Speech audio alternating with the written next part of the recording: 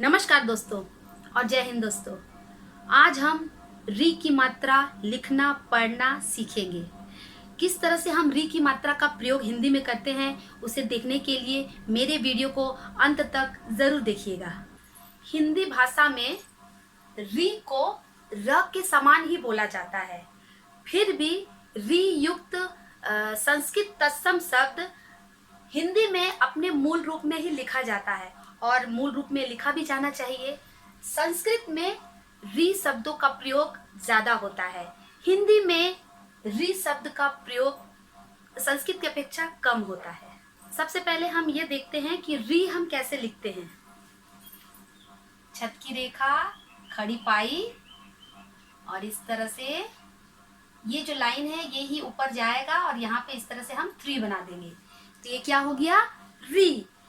कभी कभी ऐसा होता है कि कितना बच्चा लोग री ठीक से लिख नहीं पाते, ठीक है, वहीं पे हमारा नंबर कट जाता है। तो सबसे पहले हमें री लिखना आना चाहिए। और इसकी मात्रा कैसे होती है? इसकी मात्रा होती है इंग्लिश के अल्फाबेट सी की तरह, जिसे हम छोटा सी बोलते हैं। ये है री और ये है उसका मात्रा। री की मात्रा हमेशा व्यंजन के नीचे की तरफ जोड़कर लगाई जाती है। जिस भी किसी व्यंजन के नीचे हम री की मात्रा लगाएंगे वहां पर उसके साथ जोड़कर लगाएंगे। री का साउंड क्या होता है, इसका ध्वनि क्या होता है? री का साउंड होता है री। इसे हम कैसे बोलेंगे? री। र में छोटी की मात्रा री, ना कि हम लोग बोलेंगे र में बड़ी की मात्रा री। ये गलत है, हम लोग री नहीं बोलेंगे, हम लोग इसका साउंड या उच्चारण कैसे करेंगे? री। तो सबसे पहले हमें इसका उच्चारण सही करना होगा, मात्रा हम खुद ब खुद सही करने लगेंगे। तो एक बार मेरे साथ बोलिए, इसे आप क्या बोलेंगे? री। री। अब एक बात पर ध्यान दीजिए, ध्यान देने योग्य बातें क्या है? नोट, री की मात्रा, री की मात्रा अक्षर र व्यंजन में या र अक्षर में प्रयोग नहीं की जाती है। री की मात्रा अक्षर र में हम लोग प्रयोग नहीं करते हैं। इसके स्थान पर री के मूल रूप का प्रयोग किया जाता है। तो उसके स्थान पर हम किसका प्रयोग करेंगे? उसके स्थान पर री के मूल रूप का ही प्रयोग करेंगे। हम र के स्थान पर री का ही प्रयोग करेंगे। कैसे? उदाहरण के तौर पे देखते हैं। मान लीजिए हमको लिखना है ऋण, तो हम कैसे लिखेंगे? र में री की मात्रा ऋण, ऋण। लेकिन ये क्या है? ये गलत है। री के जगह पर हम री के मूल रूप का प्रयोग करेंगे। उसका मूल रूप क्या होगा? री। ऋण, ऋण। ये क्या है? ये सही है। मान लीजिए हम लिखेंगे ऋषि, तो हम कैसे लिखेंगे?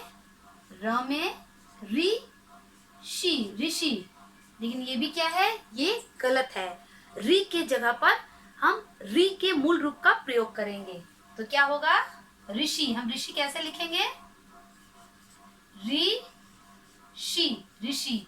ये क्या है? ये सही है।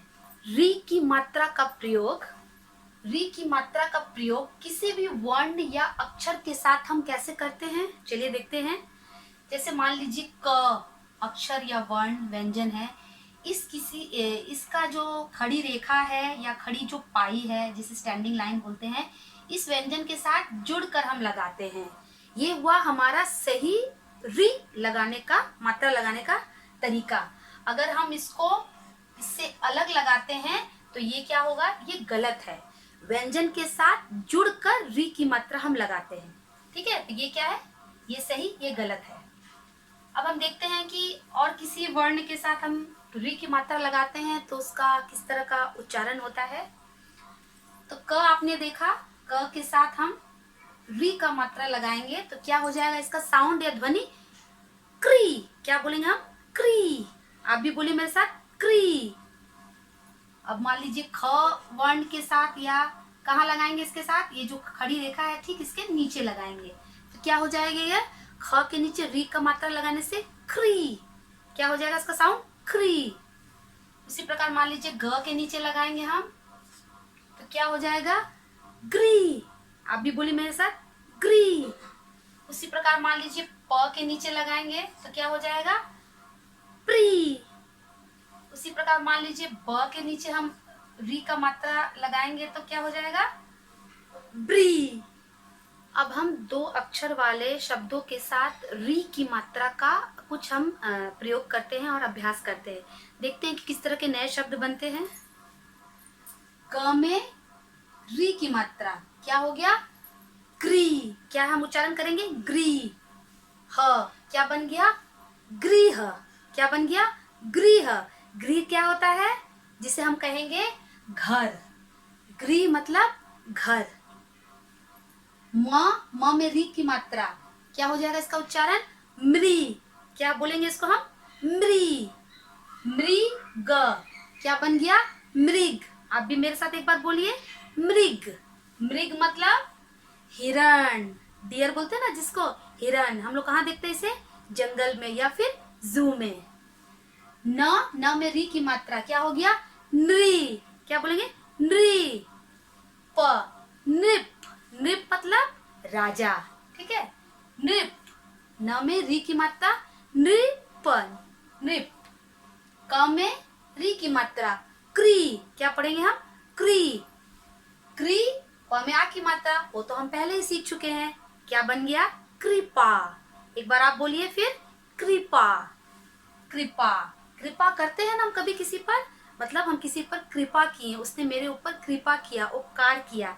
तो चलिए एक बार फिर दोहराते हैं सही उच्चारण के साथ। गृह, गृह। मृग, मृग। नृप, नृप। कृपा, कृपा। सही उच्चारण के साथ सही मात्रा। जब भी हम लगाएंगे हमारा कभी भी अक्षर गलत या शब्द गलत नहीं बनेगा। अब हम री का प्रयोग 3 अक्षर वाले जोड़ के शब्द के साथ देख के करते हैं कि किस तरह के नए शब्द बनते हैं। अ म री त, अमृत। इसमें किस तरह का साउंड आना चाहिए, री का साउंड। किसका साउंड आना चाहिए, री का। अ म री त, अमृत। क्या बन गया, अमृत। क में री की मात्रा क्री। क्या बन गया, क्री। श क मूर्धन्य स क, क्री। किसका साउंड आना चाहिए, री का। कृषक। क्या बन गया, कृषक। कृषक मतलब किसान। प में री की मात्रा प्री। किस तरह का साउंड आना चाहिए, री का।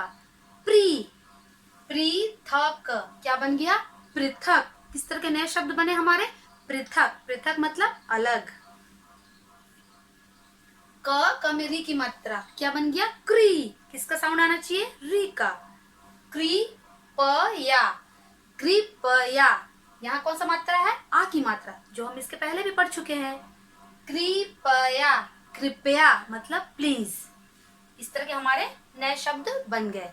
तो चलिए एक बार उनको दोहराते हैं। अमृत, अमृत। कृषक, कृषक। पृथक, पृथक। कृपया, कृपया। री की मात्रा से हम कुछ नए शब्द और सीखते हैं। मात्र। मेरे साथ बोलिए, मात्र। पित्र। मात्र मतलब माता, पित्र मतलब पिता। दृष्टि, नजर। दृष्टि मतलब नजर। आकृति, आकृति मतलब शेप, किसी चीज का शेप क्या, आकृति क्या है उसका।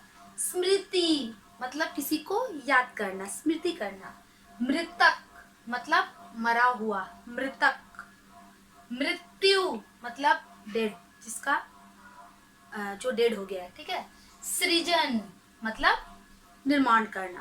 तो एक बार आप भी मेरे साथ दोहराइए। मात्र, पितृ, दृष्टि, आकृति, स्मृति, मृतक, मृत्यु और सृजन। तो चलिए अब हम ई की मात्रा से कुछ वाक्य देख लेते हैं। घृणा, ये क्या लिखा है, घृणा। इसमें किसका साउंड आ रहा है, री का। आप भी मेरे साथ बोलिए, घृणा। घृणा कभी मत कर, पूर्ण विराम। हमें कभी भी किसी से घृणा या नफरत नहीं करनी चाहिए। अमृत, क्या पढ़ेंगे इसको हम, अमृत। किसका साउंड आएगा, री का। क्या पढ़ेंगे, अमृत। अमृत वचन कह, हमेशा मीठा वचन, अमृत वचन कहना चाहिए। राधा एक लड़की का नाम है, क्या लिखा है? नृत्य। नृत्य मतलब डांस। न में री का मात्रा, किसका साउंड आना चाहिए? री का। नृत्य कर, राधा नृत्य कर, पूर्ण विराम। कृषक, कृषक मतलब किसान, खेती करते हैं। कृषि, क्या लिखा है? कृषि, किसका साउंड आएगा? री का। कृषक कृषि कर, क्या करने बोला जा रहा है?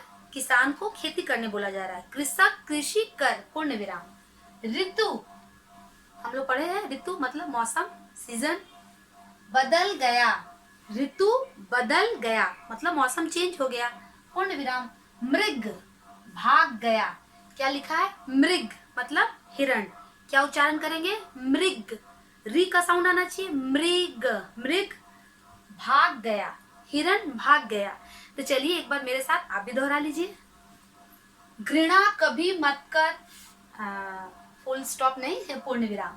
अमृत वचन कह मतलब पूर्ण विराम। राधा नृत्य कर, पूर्ण विराम। कृषक कृषि कर, पूर्ण विराम। ऋतु बदल गया, पूर्ण विराम। और लास्ट का जो मेरा वाक्य है हमारा, मृग भाग गया, पूर्ण विराम। तो इस तरह से हम लोग वाक्य बनाना सीख चुके हैं पूरी तरह से।